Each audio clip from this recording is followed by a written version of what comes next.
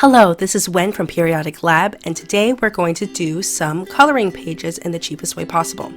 So first, what you want to do is open Google Docs. We are going to do a page setup, make the page landscape, and also narrow down the margins so there's less white space to deal with. In this case, I put 0.1. After press OK, we're going to make a table.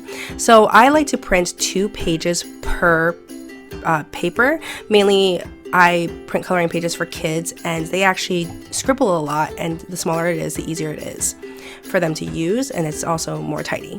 Number 4, here's the important part, Google Images. Now for Google Images, you type in what you want, and then you go to Tools, then you go to Type, and then specifically what you want to pick is line drawing, and line drawing will bring you to all of that type. In this case, I picked kawaii animals, and this is better than Pinterest because Pinterest is based on what the user inputs, whereas this searches by the images that actually exist online. So the more specific you have your things, the easier it is. So next, what we're going to do, once you get your picture, you want to drag it into a desktop area, or in my case, a folder, and I'm just going to get 2. So we're going to drag images onto the table, and once you drag it into the table, it's easier to zoom out. We're going to crop it, and that way we can get it to fit into the area of the table, maximizing on paper space. This part is not necessary, but I just like it for maximizing the use of the paper.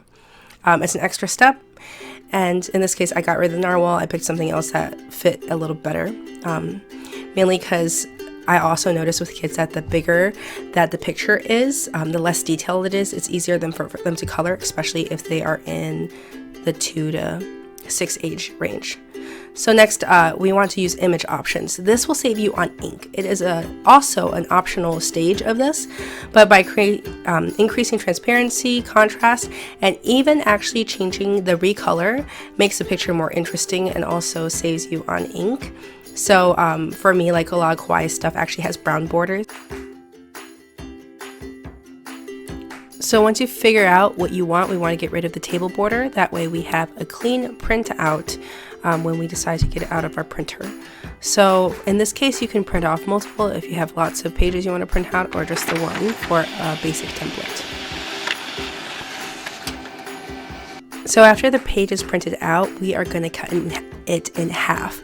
I find that 2 pages per page is a lot easier for kids to use because it's easier for them to handle, and for toddlers who have to scribble, primary kids are still trying to figure out if they can color, how to color within the lines, and what they like when it comes to coloring. And even elementary kids, like a whole page is very overwhelming given that you don't know how much time they have. So in this case, I found it to be really helpful to do 2 per page. Of course, if you want to do a full page, not a problem. I found that this method is really great because, first of all, it saves on paper.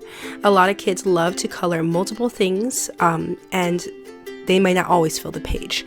This also helps saves on ink because when you make it not pure black, you're actually using less black ink, or in some cases you can make it light gray.